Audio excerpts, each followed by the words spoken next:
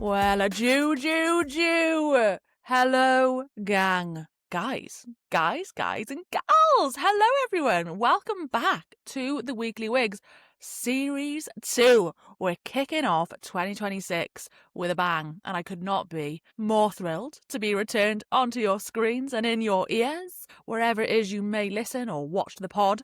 But Happy New Year! Happy New Year to you, and well, we've got a lot to cover today. I've had a break. Miss Weekly Wigz, Mayor Wigz, she's been on a bit of a restful Christmas break. It was needed. It's always a bit of a slog when you get towards the end of the year. You're just counting down the days till your annual leave and your out of office is on.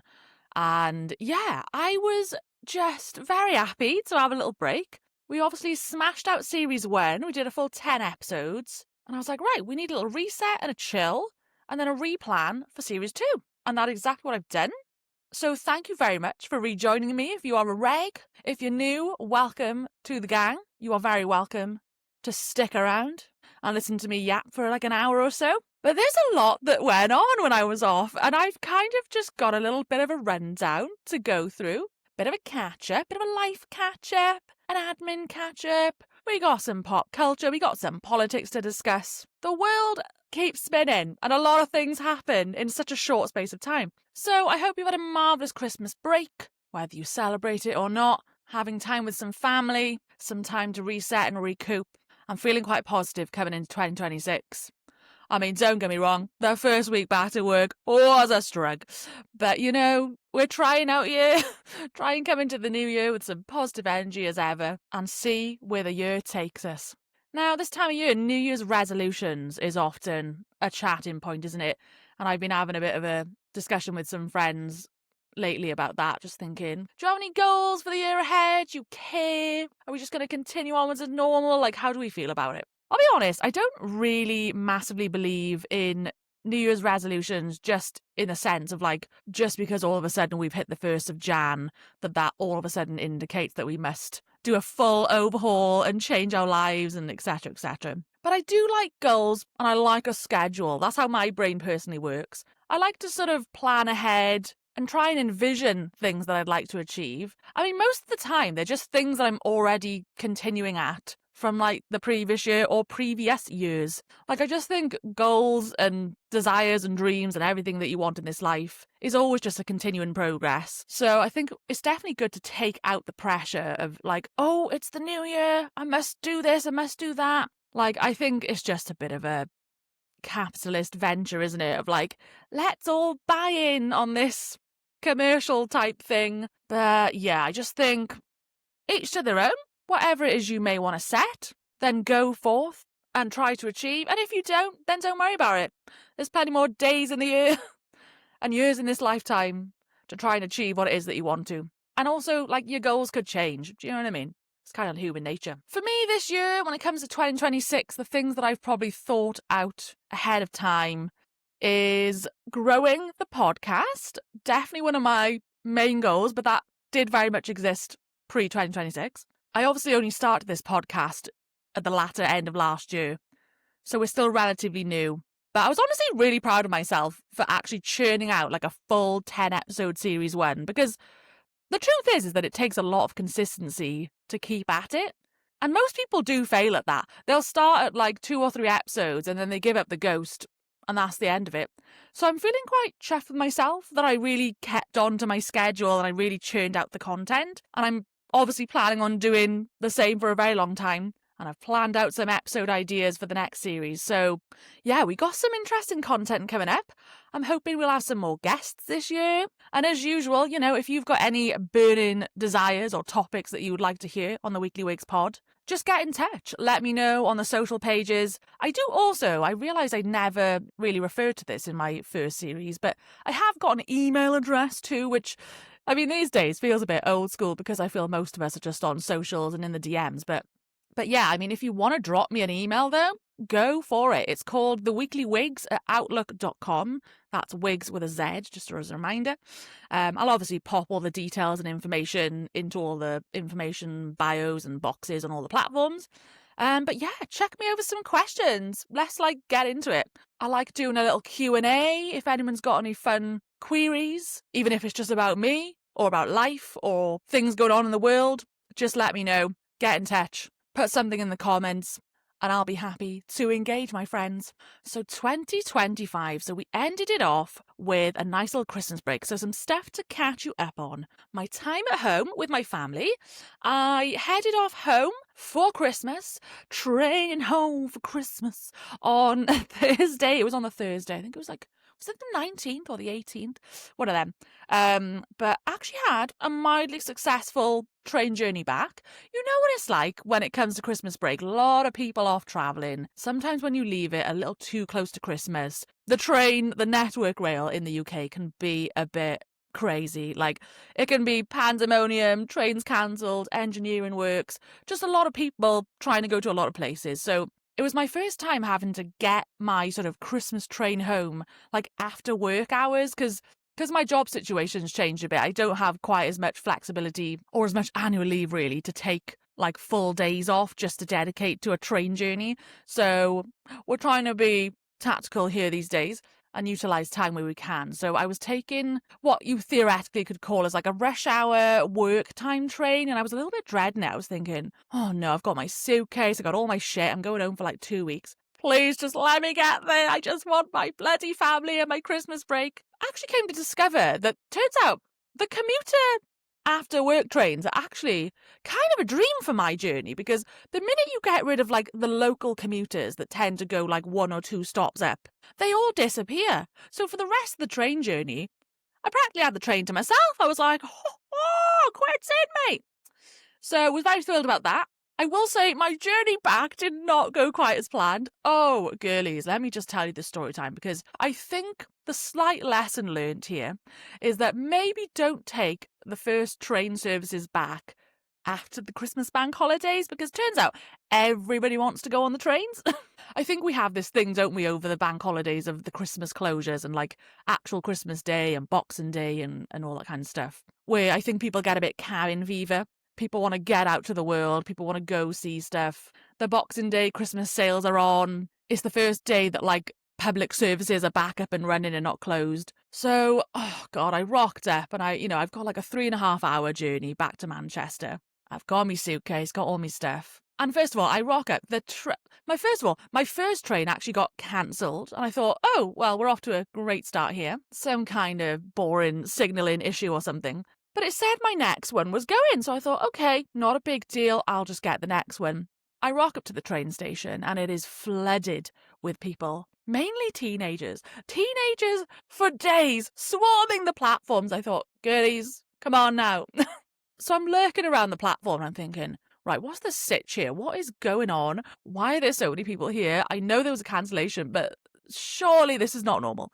Anyway, I come to discover that it was chaos central on the lines. Where I was going from and where I was trying to get to, there was just a lot of problems on the train lines.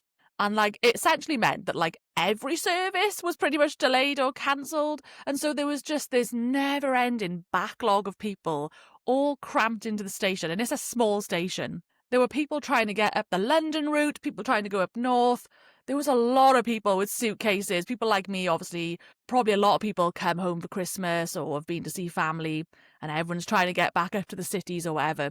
I get talking to this like Australian man. I'm like, oh, how long have you been waiting here for? And he's like, oh, about 2 hours trying to get to London. I thought, oh, no, okay. Is this what I'm signing up for here? I just thought, okay, let's lock in, kids, let's lock in. Part of me was feeling determined, though. I was like, no, I will get on this train. Like, I've already missed the first one. Surely I'll get on the next one. So I wait patiently. I'm at the station kind of early, like 20 minutes early. I'm waiting patiently for my train. I then notice that it's only a 2-carriage train. Transport for Wales, let me tell you. You are not my friend and we are beefing, because tell me why you think it's acceptable to put a 2-carriage train on for a service that actually from point A to point B is about a 5-hour service. All the way from like Swansea up to Manchester is a long bloody time. And some people take that entire route. I'm obviously someone that takes the majority of that route from like the Cardiff direction up to Manchester, and that's about 3.5 hours. So a 2-carriage train is just not acceptable in these times, especially during a busy Christmas period. So my hopes were fading away. I thought, oh no, there's a lot of people that's going to want to get on this train, and it's looking a bit tatchy. As predicted, the train rocks up, and it's full of people from the previous stops, and everyone's clambering and running to get onto the carriages. And there was just no space. There was literally space for about one person to squeeze on. I've obviously got a suitcase. It's not going to work out. I do not have the energy or the mood to try and elbow people to get on a train when it's a 2-carriage train. I'm just thinking, how is this going to work? So, second train attempt, fail. So we get into the third train attempt, and bear in mind, these trains basically go once an hour. So it was a long wait every time. But there was also delays. So in some senses, the third attempt didn't feel so bad because I thought, well, the other one was delayed anyway, so it's technically only like a 40-minute wait now, so it's not as bad. So I go and sit my ass in the waiting room, and bear in mind, it's like rain, freezing cold, it's classic UK winter weather. I'm just like layered up in my coats, got my suitcase, everyone's the same in the waiting room, just like...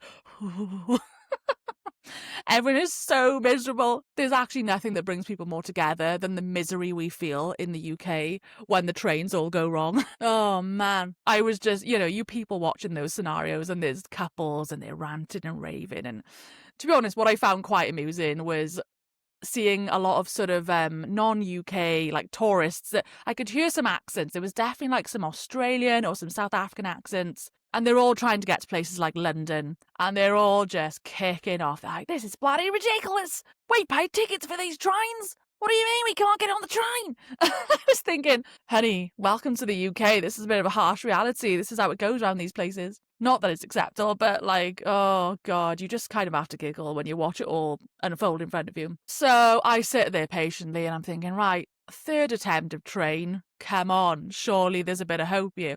And what my hope and desires was, and the thing that I was banking on is before my third train was due to come, the previous London service was supposedly meant to turn up before that. So I thought, you know what?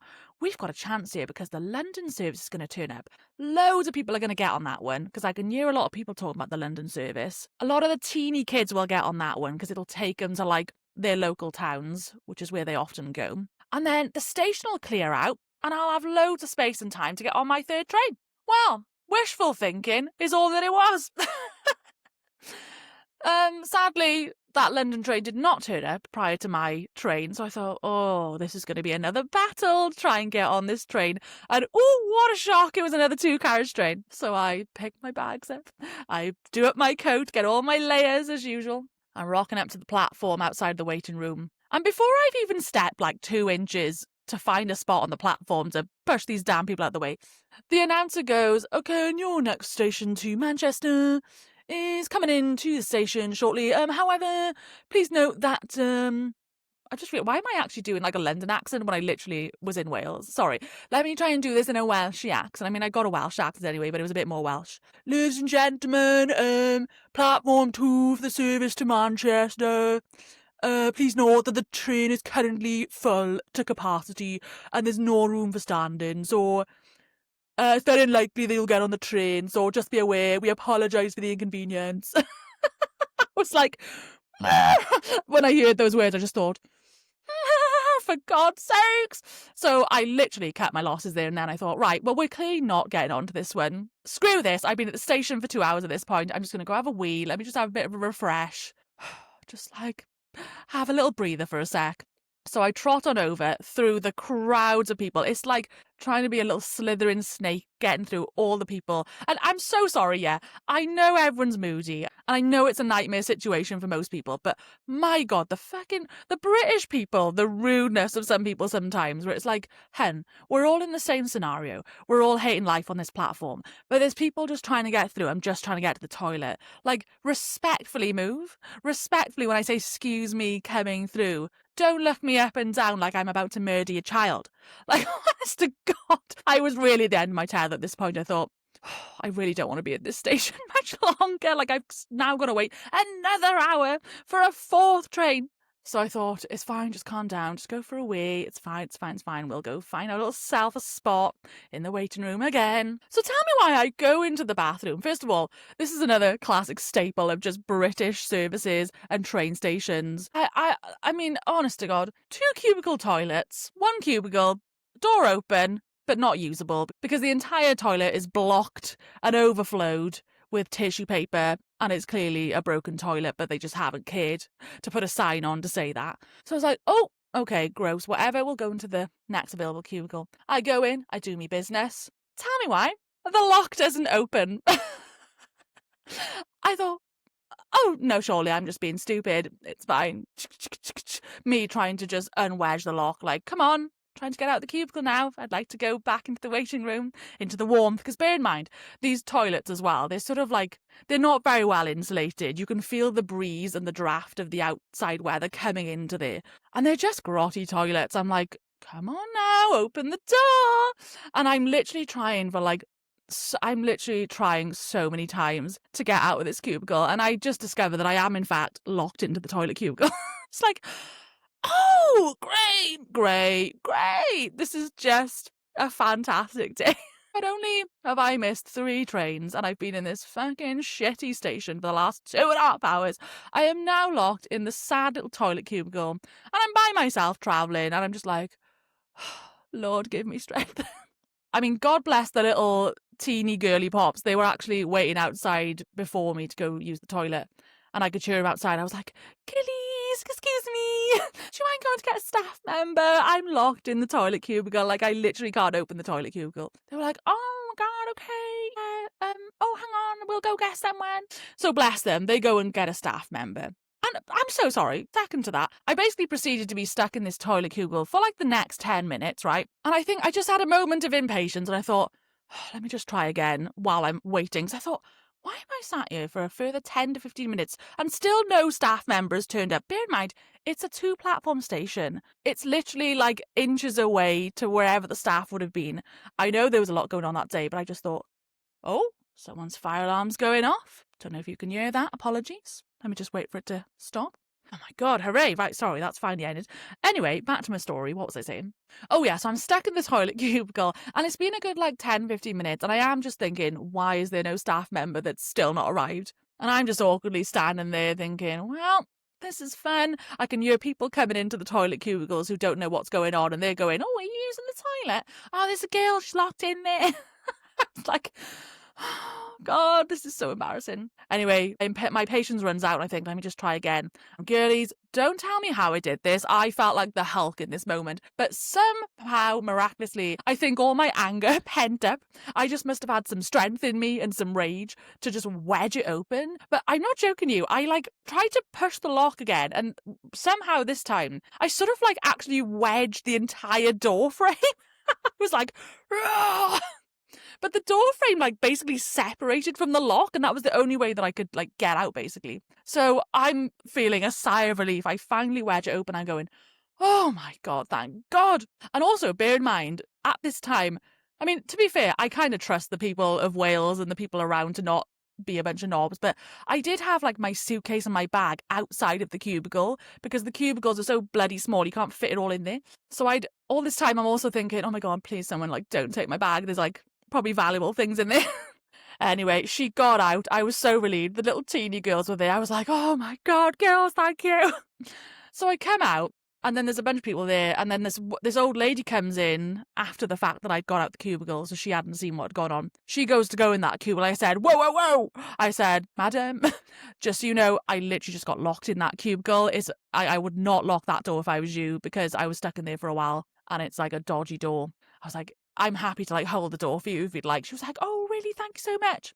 So I do that for this woman because I think, let me be a good Samaritan and not let someone else suffer what I just had to. And then she comes out, and then annoyingly this other old lady comes in, and I thought, oh, I'll do the same for this woman, because I felt bad because every time someone was coming in, I didn't want them to get locked in. And again, still at this time, there was still no staff member present. So after the second lady is done being in the toilet, that is when a staff member finally rocks up and goes, oh, is everything okay in here? I thought, yeah, love, everything's fine. Managed to wedge myself out of a locked cubicle with no thanks to you. No, I didn't say that to her, but I did just think, bloody hell, chose your timing right, didn't you? Anyway, I just said to the woman, I was like, look, you need to put some signs on these doors, because 2 of these cubicles are now basically out of use. So, girlies, you got to sort your shit out, okay? So anyway, after my traumatic ordeal of being locked in a toilet, Do you know what? That's actually not the first time in life that I've had lock-ins. I feel like this is a theme of my life. That happened to me twice in one of my old flats where the door was dodgy and I was fully locked in and I had to get somebody to come rescue me and like unscrew the lock. Oh, it's a whole thing. Anyway, fuck dodgy screw locks.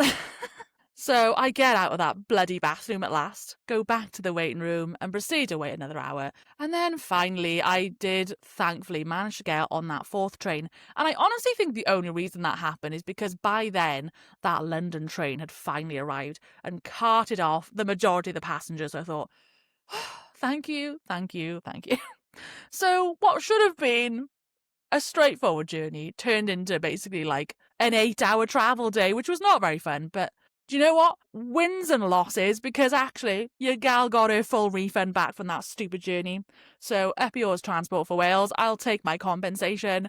Thank you very much. But I digress away from my travel woes. Actual Christmas break on the whole was very enjoyable. It was nice to just spend time with some family, relax, do some little festivities, went on a little Santa elf train thing with my niece. We had a little pub lunch, you know, just all the standard things that you do when you maybe go home to visit family for Christmas. I went to see some friends in Cardiff, had a little lunch out there. And then honestly, actual like Christmas Day and Boxing Day was just pretty lazy and chill, which honestly is what I choose in this life. I was honestly exhausted when I got home. I think your body does that thing, doesn't it? When it knows you're on a break and you've got a long time off from work, it's sort of like your mind just knows to like fully shut down. And I was just exhausted. So I was very happy to just be sleeping in my parents' nice comfy guest bed and watching Christmas movies, seeing family, seeing friends, and then just doing nothing. Doing absolutely nothing. So yeah, first nice little week off, Christmas break was very nice and enjoyable. And then second week, I headed back obviously on my disastrous journey. But then when I finally did get back to Manchester, I had about a day of reset up there, and then I was heading off to Poland for some travel. So a place called Gdansk in Poland, which is sort of like not necessarily a coastal town, but it's like a port town. So there's lots of canals and rivers there. I had visited Poland earlier last year in June. I went to Krakow, which was really good. Really would recommend that as a city break in Europe.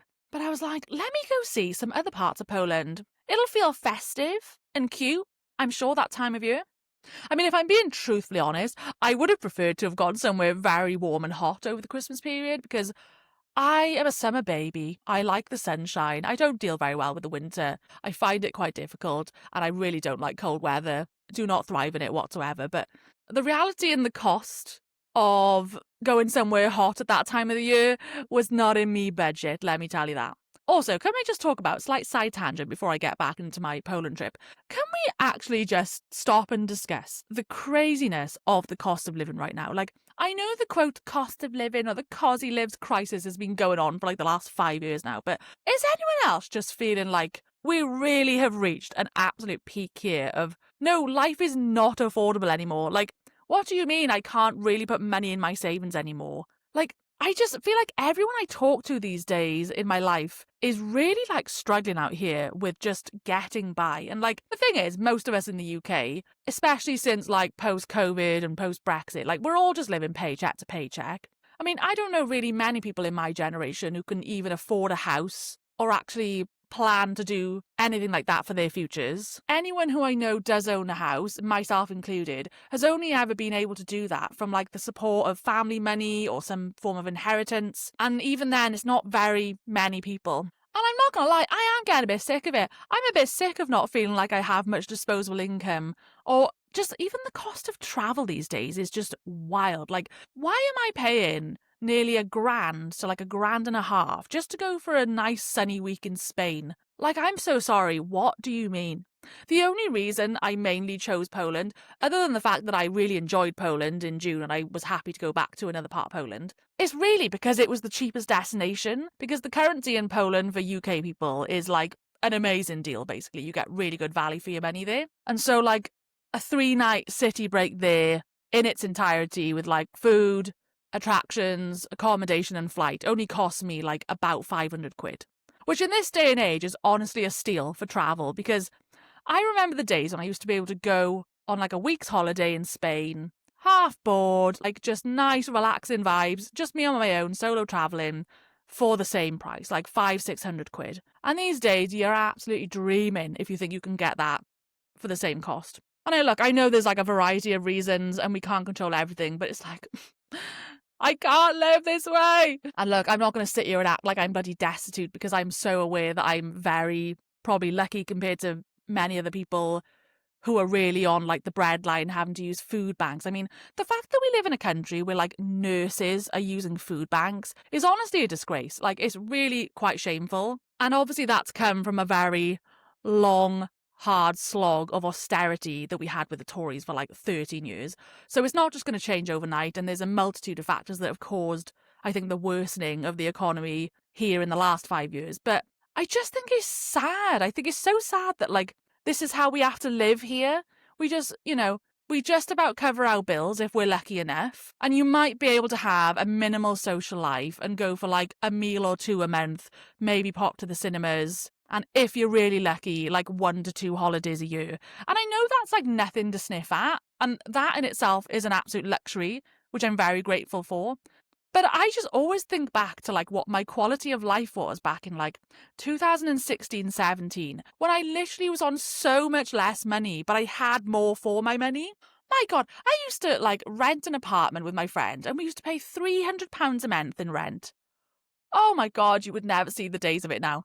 And that was in like Cardiff, which is like a city situation, and cities are naturally a bit more expensive. But like, my God, I think back to then and I was like, very much on a very low salary at the call centres, probably not even getting much more than like £1,000 a month salary. But my cost of living was so low back then. Yes, I was sharing the cost with someone else, but even then it was still so much more affordable than it would be now if I was doing the same thing. Like, if I was renting with a friend now in a city, even in Cardiff, you'd honestly probably be paying a minimum of like £800 a month for rent. And that's without bills. And I just think the salaries really haven't matched that, is the problem, isn't it? And I think that's the biggest crux of life in the UK. And maybe not just the UK. I'm sure this is very applicable to many parts of the world right now. But it's just the salaries ain't catching up with the inflation and the cost of living. And so that's why most of us are all struggling out here to have like a nice, comfortable life, which is what I feel we all deserve as a basic. And it does really feel like you have to really pick and choose and sacrifice what it is you can and can't do. And I just think that is a bit sad that we can't live prosperously, We're supposedly one of like the richest countries in the world and part of the G7. But like I said, meanwhile, you've got nurses who are the backbone of this country working endless hours and having to use food banks on a full-time salary. What does that say about like the current state of this country? Anyway, sorry, didn't want to go on too much of a rant there, but I really am feeling it a lot recently. And I know we've been going through it over the last few years, but I just feel like we're really at the height of it right now, where people are just really struggling with money. And I cannot stop seeing endless stories of people being made redundant. I mean, I know that's happening. That nearly happened to me in my last job.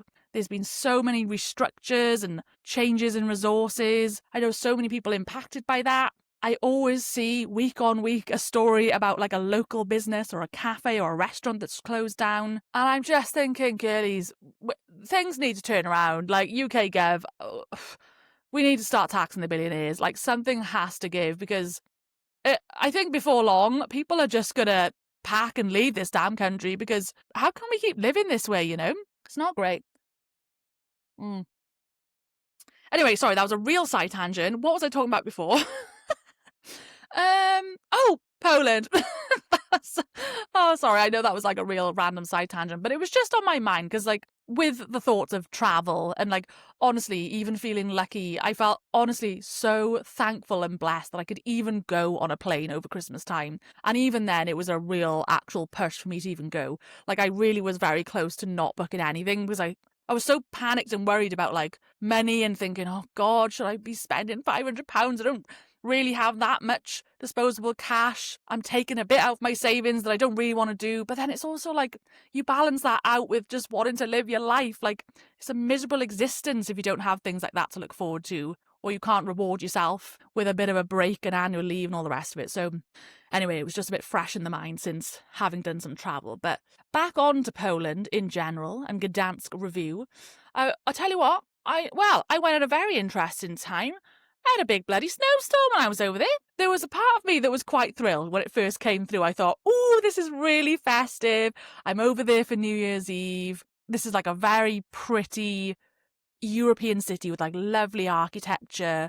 Like, so, you know, like those classic European Christmas destinations with the Christmas markets like Prague and Budapest and all these lovely little places you can go at that time of year.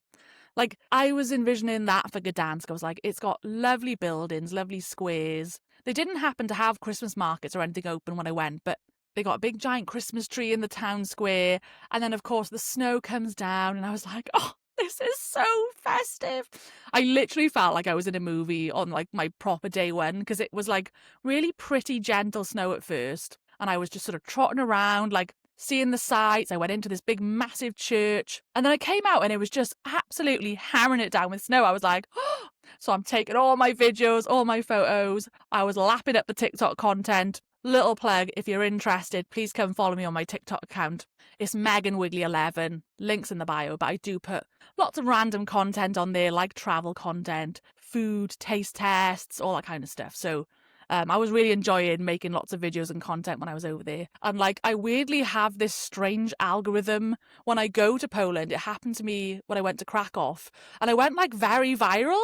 And now I have like a big cohort of Polish followers, which is really exciting. So if anyone from Poland happened to be listening to this podcast and you found me through there, then welcome. Thank you for following me along my journey of online content and everything. So, the same thing basically happened in Gdansk. I got loads of new people from Poland following my accounts and stuff, so that was really exciting. But yeah, basically, the Winter Wonderland was very pretty and beautiful for the first day, but then, unfortunately, it did kind of thwart my plans for my second and last day, because you know when, like, the fresh snow falls and you're like, oh, this is beautiful, it's really pretty, it's very easy to walk on, like fresh powder. And then, of course, usually when that kind of melts off and melts away for the next day, it just turns into, like, proper sludge and it's really icy. And I didn't really have any decent proper snow boots with me, so I wasn't very prepared, which is mainly my own fault. But it just became a bit of a nightmare trying to get around the city, because you really could not like practically walk, and it was a walk-in type of trip. So yeah, I ended up going to this museum there that they have called the European Solidarity Museum, which was very interesting. It was all about the story of how the Polish people essentially were fighting back against communism, which is like a big part of that country's history. And it was like an era of the sort of port workers who all worked at the ports and the ships, basically fighting back to the government and saying, no, we're not having any of this shit. And it obviously resulted in some tragedy and people dying and all the rest of it. But it was like a very interesting museum. So if you do ever go to Gdansk in Poland, would recommend that as one of the top museums to go to. I was a bit devastated because I really wanted to visit the World War II Museum, which is the top of the list of things to see in that place. So I had that planned, and then I only found out when I got there that it was completely closed for the week. I thought, oh, great. So I never got to see that, which is kind of sad because, you know me, I love a bit of history. I'm a history nerd, especially World War history. I really enjoy those type of museums. So yeah, I was a little bit sad not to be able to go to that. But alas, we very much made the most of what I could there. It was really very pretty. The people were nice in Poland. The snow was very nice to watch. And then, of course, obviously, second day, a bit of a disaster. But I was actually quite enjoying just like chilling in my little apartment and just watching the snowfall from like inside and being warm and cozy. I just felt really like present and relaxed when I was there. It was so nice to just sit and watch the world go by. I happened to have this like amazing view from this apartment I was staying in. And it was like this sort of shopping square outside of my window and a big Christmas tree and just obviously lots of people walking through there. So seeing the world go by whilst it was snowing was just so pretty and I just loved it. So yeah, I mean, Gdansk, I think if I'd gone in summertime, I think I would have had a more thriving time and actually seen more of the city, because I felt like I missed out on quite a lot because of the snowy, icy weather. But genuinely worth it for a good little weekend break though. Like, it's a really pretty town. It's a lot more quieter than some of the other European cities. And obviously it's very cheap and affordable. So Gdansk, you get like a good 8 out of 10 for me. And I probably would like to go back sometime in the future in the non-winter months. So yeah, thank you to the people of Poland for following along my content. Very much appreciated. And yeah, I mean, when it comes to potential travel plans for the new year, well, I mean, I'd like to sit here and say, I want to go here, here, and here. But the reality is, I don't think we can afford many more holidays this year. We're just going to have to see how the money sitch goes. But the good news is that for me this year, me mortgage payments will start coming down, which, you know, we've got to take your little wins where you can. The mortgage rates have actually come down as a whole. So that's something to be positive about in the current economic climate. So I'm hoping, you know, that'll give me a little bit more disposable income. Because I want to get back to travelling. Like I said, back in like 2016-17, it's mad to think how much I was able to get out of my life then. Because even though I was on a much less salary than I am now, I was able to make my money go so far. Obviously, travel back then was way cheaper. And I mean, if you recall a few episodes ago in my series when I did a whole episode on like solo traveling and my journey into traveling solo and the power of it. And there was just this period of time during those years where I just was able to go to so many places in actually quite a short period of time. Like I went to New York, I went to Disneyland Paris, I went to Spain. Like I was going to lots of trips because I could just do it. Like I had the money for it. I didn't have any crazy financial commitments and the cost of living wasn't expensive. So yeah, I just kind of missed that era where I could just go, do you know what? In a couple months' time, I'm just going to book myself to go somewhere in Europe. But now I feel like I have to be so much more selective of where I go and when because of the cost of it, which is very frustrating. But we might have some plans. I mean, I usually tend to go away for my birthday in July because I'm not a big fan of just staying at home, not really doing anything for like my birthday time. So I much prefer to go somewhere sunny and just like have a nice little week away. So last year I did go to Fuerteventura during my birthday week. So somewhere kind of sunny, probably like Spain vibes is usually somewhere I like to go. So yeah, I'm hoping to do that later this year. That would be nice. Also trying to think of some future Christmas break again. I've been looking up Thailand. I love it in the same sentence. I'm like, I have no money, I can't buy holidays, and then I'm just trying to entertain the idea of flying all the way to bloody Thailand when that'll cost me like $2,000. Like, who do I think I am? I get lured in by the sales is the problem. You see all the airlines and all the travel groups, they do big sales at this time of year and you think, oh, gotta hop on the sale now. It'll be more expensive as the year goes on. Which is true, but like also I don't have $2,000 to my name, so you know. We're just gonna have to see, guys. We'll have to see where the year takes us. But yeah, hopefully we can have some fun travels throughout the year. And, you know, when the mortgage comes down, she might have a bit more disposable income to work with there. So fingers crossed and stay tuned for any potential future travel reviews. But what about you guys? Have you been anywhere over the Christmas break? Are you planning to go anywhere? You know, just tell me about all your potential travel plans, if you have any.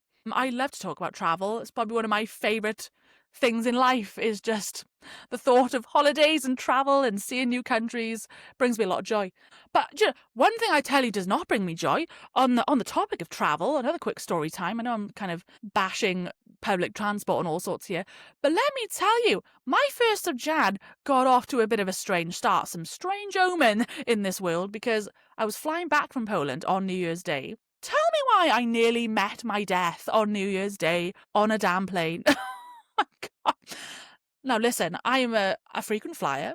I like flying. I enjoy it very much, to the most part. I've got a brother who is a pilot, so like we're from sort of an aviation type family. I'm a bit of an aviation nerd. I love it all, right? So I feel like kind of very in tune with flying and knowing what's going on for the most part. So anyway, we're coming into land from Gdansk into Manchester. The flight had gone fine so far, absolutely no problems. We are literally on the descent for landing, you know, as you've done the announcement, you put the seatbelt on, the cabin crew are in their seats, Cabin crew, sit for landing, please. Okay, here we go. We are descending at a normal pace. You're looking out the window, you can see yourself getting close to the ground. And then for the first time in my life, I experienced what is called a go-around. Now, a go-around is when a pilot comes into landing, and when they're quite close to the ground, there may be sometimes reasons like weather factors where they can't safely land because it's like too unstable or whatever the case may be, right? So they sort of rapidly take back off. And you know that happens because as you see yourself sort of going lower to the ground, the engines will like throttle very quickly, and then you obviously take straight back off. That is what you call a go-around. Not many people will experience that in a lifetime. It's quite a unique thing to happen to you because it is a bit jarring because obviously you're so in the mind of like, oh, we're about to land. So you're almost like bracing for impact, literally ready for the bump. You know, some people are scared of flying, so they're like really trying to lock in and think about them just landing safely on the ground. So then for you to like very suddenly take back off again, it can feel slightly alarming and you think, oh my God, what's going on? And obviously if you're not aware of that or if that's never happened to you before, you're probably thinking, what the hell? Why are we back in the air? So that happens and everyone's sort of looking around going, oh, okay, that was a bit weird. Why are we going back into the sky? And so the cabin crew comes on pretty immediately and they just say, you know, hi, ladies and gentlemen, on this occasion, the pilot has had to abort, you know, the landing attempt. We're just going to do a go round. Please, you know, remain seated and we'll give you more information shortly. So in my mind, I'm generally thinking, oh, it's a weather thing. Like, you know, we are in the winter. We were coming into pretty like rainy, cold conditions in Manchester. So I'm just, you know, sitting patiently, waiting for the pilot to pop up. And then he does. And he then proceeds to explain to us that basically the reason why we couldn't land and why we had to go around was in fact not because of weather. It was in fact because there was a ginormous plane underneath us on the runway in the way. An A380, which is one of the larger models of aircraft, was very big, taking up space on the runway, of course. And it was an Emirates Airlines flight that had come in previous to our landing slot. And I just thought, hold on a damn minute. What do you mean? We were 1,000 feet off the ground, which we were. I looked back on flight radar, which shows you the track of your flight. And in like airline speak, 1,000 feet is really quite low for an aircraft to be off the ground. It like when you saw it on the map, we were like inches away from actually landing on the runway. We were very close to the runway. And I just couldn't believe that it took until that moment for the pilot and for the airline to know that they then need to go back up. I was thinking, I'm so sorry. Should air traffic control not know about that in advance? Because in the world of like pilots and airlines, you generally have a procedure when you come to landing where you are cleared for landing. It's in the same way that you're cleared for takeoff. Like you have to essentially check, even for safety reasons, that it's safe and clear for you to take off and to land. And so in my mind, I'm thinking, well, surely the pilot has just had the clearing for landing, hence why we're in a full landing preparation. And everyone sat down and the cabin crew are sat down ready. And again, in normal circumstances, if it's a weather situation, then yes, that is why you would not be able to safely land. But things like obstacles being in the way, like a giant plane, I fear is something that someone would know about in advance and not just until the pilot visibly sees it with his own eyes. So I'm not going to lie, I felt very alarmed in that situation. I just thought, okay, we could have just like literally met our near death. This plane could have not seen that plane and then we could have just collided as we tried to land.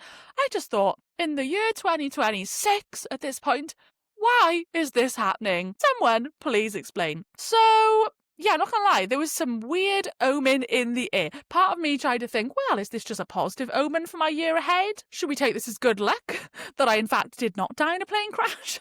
I mean, I choose to look at it in that sense because I always try to have a positive outlook on life. Some may look at it as a bad luck omen.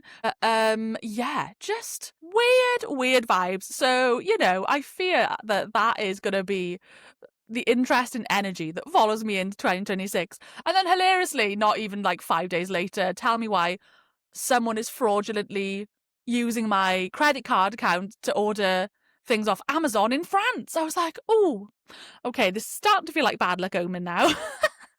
I nearly died in a plane crash. Someone's frauding me of my money. What's coming next?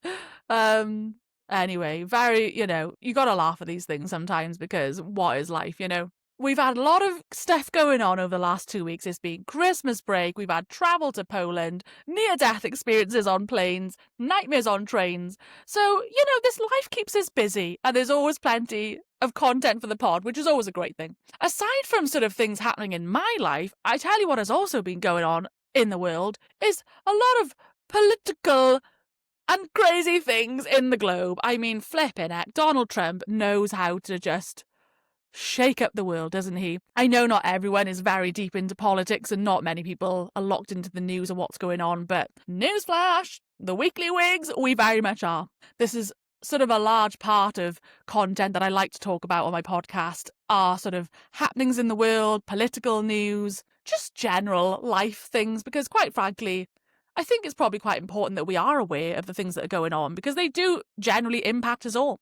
You might not feel like it, but I think I've learned this as I've grown with age, that actually it is kind of important to pay attention to matters that are happening around the world and around us because one day it could very much affect us. So I do try to really stay locked in to just like news, even though it can be very depressing and obviously sad, but it's just trying to strike that balance with, following along with world matters whilst, on the other hand, just watching reality TV and enjoying pop culture. So, as many people will probably know by now, this is very much my shtick. The Weekly Wigs, we are all about a balance of everything. A little bit of pop culture, a little bit of politics, a little bit of life, a little bit of honesty. Yeah, we just like covering all of the topics. So, I feel like that's very much what we're achieving on our first episode back of 2026. So basically, Trump essentially decided to kidnap a Venezuelan dictator. Strong start to the year, Trump. I mean, the man's been threatening it for months on end anyway. Donald Trump is just an absolute netter. We all know this. He's a crazy man with crazy ambitions to just basically take over the world. And we've sadly already been through a Donald Trump presidential regime back in 2016, and he was a bit of a nutter then. But the sad thing, I guess, about his second term as a president is that he's come back with a vengeance. He really wants to avenge people, and he's a very bitter old man. And obviously people get worse as they age because they're just a bunch of knobs. He gets bitter with everyone who crosses his path. And he's just a greedy, horrible man, and all he's interested in is benefiting himself, his own pockets. And he wants to look like he's the greatest person on earth. I saved the world. I'm trying to do a Trump impression. China. That's the only one I can ever think of when I think of Trump. They're eating the cats and dogs. China. What does he say? What's his recent stuff? His recent stuff is very much like, I stopped 7 wars. I saved the world. I deserve the Nobel Peace Prize. No, that's very much not what he sounds like. I'm not very good at doing the Trump impression, but God, the things that man comes out with, I'm like, this person cannot be real. I just sometimes think, are we all just is it a figment of our imagination? Because how do people like this actually exist in the world? Honest to God. The man is deluded, and oh my God, he needs to hire a makeup artist.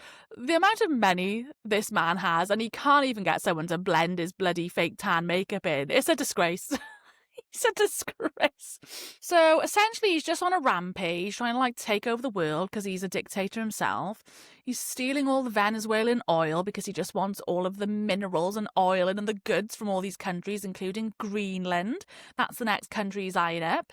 Cuba, Canada. He just hates everyone. He hates everyone in his vicinity. He wants everything off them. He wants the money. He wants the oil. He wants the rich minerals or whatever exists in these other countries and territories. And he's just using force to get there, as a fascist and a dictator does, unfortunately. And I will say, what a terrible time to be an American. Look in the background of my video, I've got pictures of New York on my wall because New York is truly one of my favourite places on earth. Definitely my favourite city in the world. And I miss it so much. Talking about travel and things, I genuinely miss being able to travel to America. I love going on holidays to America, but I simply will not, and I refuse to step foot in that country while that man is still in charge, because it's just diabolical. The things that are going on over there is insanity. I mean, just this last week, in the last few days, we saw that awful shooting of that innocent woman who got shot in the head in Minneapolis because those stupid ICE agents, they're thugs. It's like these, what does ICE stand for? I can't, something, immigration control enforcement, I think is what it stands for. And it's essentially Trump's little army, in the same way that Hitler had, the SS and the Gestapo to do all his dirty work for him during World War II. The modern day version is just what we call ICE, and they are these immigration enforcement officers who are rampant on executing Trump's orders of just getting rid of all the immigrants because Trump's a complete racist. He doesn't want anyone in the country that doesn't look like him, and we know this from his historical racism, and he's very out loud about it. And he wants to just get rid of all illegal immigrants and all this stuff, and it's really just rooted in racism and just division. It's all very sad. And of course, this unruly bunch of agents, as they call themselves, they're not agents, they're just a bunch of thugs. They go around and they intimidate American citizens with guns, and they hide their faces with masks because they're so clearly proud to represent Donald Trump that they can't even show their face. And it all, this has been going on, unfortunately, for like a good year in America. So it felt slightly inevitable that this was going to come. It's no different to, the assassination attempts and all the things that go on in America. Like, politically, it is a very, very divided country, and the temperature is high. Like, tensions are high, communities are divided, and unfortunately that's what happens when you have a tyrant in charge of your country. It's a product of his own creation. And now, unfortunately, the real civilians of America are suffering because of it and losing their lives. And it's just like, oh my gosh, all of this happening in the first week of Jan, it's just, give it a rest. Give it a rest, old man. Like, just go sit down and, go eat a cheeseburger and do your rounds of golf and call it a day. Like, no one needs this energy from you. Bloody terrifying. And the thing I just keep thinking about is, it's only been 1 year of his presidency and we still have another 3 to go. Like, honest to God, if this is what's happened just in the first year, God forbid what is on the way. So just, if you're an American and you're listening to this, I genuinely feel very sorry for you, and I hope you remain safe and do what you can to survive the next few years, because it's not a good outcome over there right now, it has to be said. I long for the day where I do get to return as a tourist to come and visit your country, so maybe one day it'll happen. We'll have to see. And also, slight point on pop culture, which is related to Trump. Can we just actually discuss what happened over the Christmas break? Nicki Minaj, of all people. Oh my God. Well, the outrage that was felt in the pop culture world, and to the Nicki Minaj fans out there, am I a Nicki fan? Well, not so much anymore, because tell me why Nicki Minaj out of the blue decided to drop a MAGA bomb on all of us. And oh my God, the woman has just destroyed her legacy. I've always been a very big fan of Nicki Minaj. Like, she's definitely, in my opinion, one of the best, rappers. And that's just not just female, but rappers, period. Like, her career is undoubtedly successful, and she definitely has a legacy there, or she did. And I've been to see her in concert, I listen to her music, I like Nicki Minaj, right? I've never been obsessed with the woman. I'm not some super fan. And she's always been a bit of a strange personality. A lot of these celebs and singers and Hollywood people, they are just a bunch of weirdos most of the time. And she's always had this kind of trolling personality. She's very hard, and I don't know, she gives it the talk, doesn't she? But she always kind of backed it up with her music, she had good lyrics, good songs, I don't know, that's why she had such a successful career. And now things have just taken a dark turn in the last year or so, and all of a sudden the same woman that for many years has had a huge LGBTQ plus following of fans and has publicly spoken about that support and publicly cheered on her fans, and has actually also in the past outrightly spoken against Trump, has now done a full 180.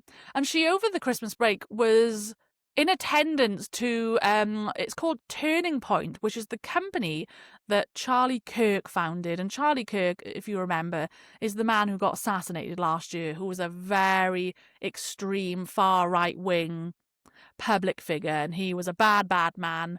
Obviously, no one should get shot, but he was a terrible man. He was a full racist. He outwardly spoke out against black people. in really derogatory ways, which again makes the Nicki Minaj thing so shocking, because what do you mean?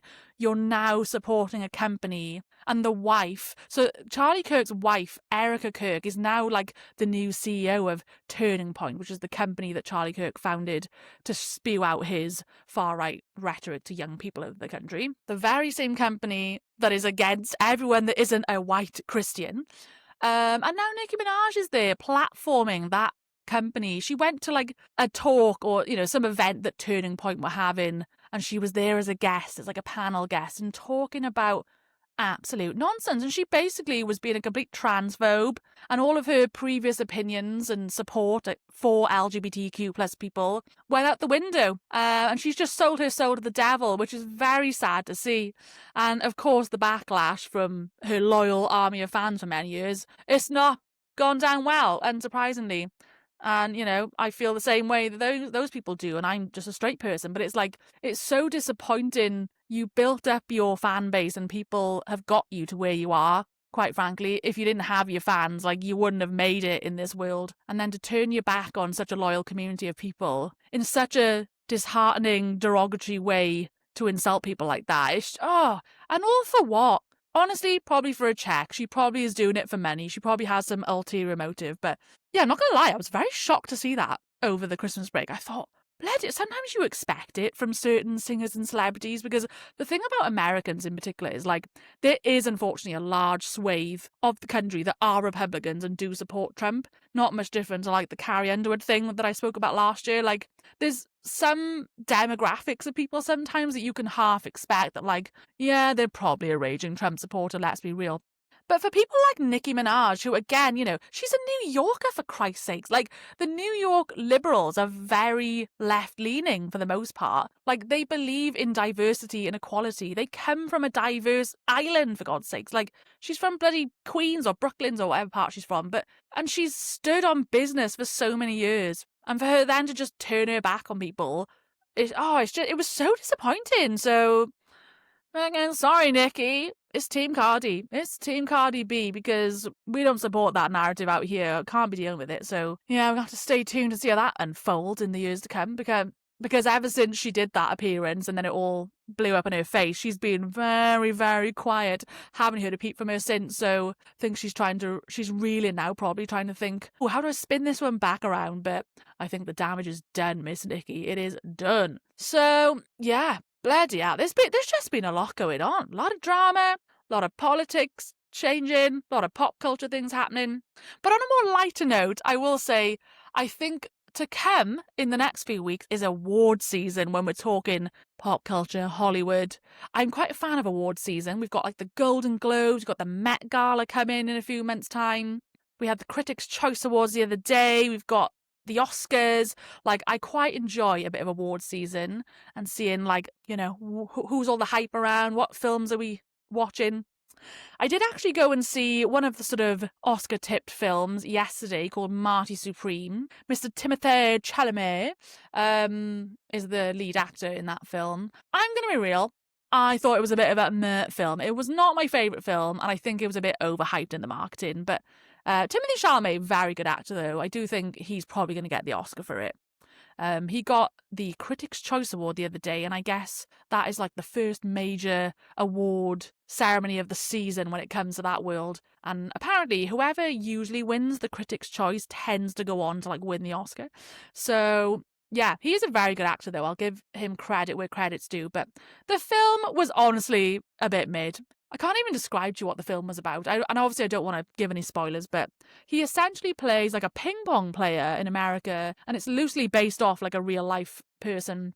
And I guess the story is all about his fight and his dream to like make it big and all this kind of stuff. But it was one of those sort of artsy films that like you have to think about, because the ending was so anticlimactic and they left like a lot of cliffhangers and didn't really tie off any narratives at the end. So I was like, it's a bit disappointing as a viewer. I can't be arsed with those type of films sometimes. Anyway, we've seen Marty Supreme now. Some other, I think, Oscar-tipped films. One of them is called Hamnet, which I've not seen yet.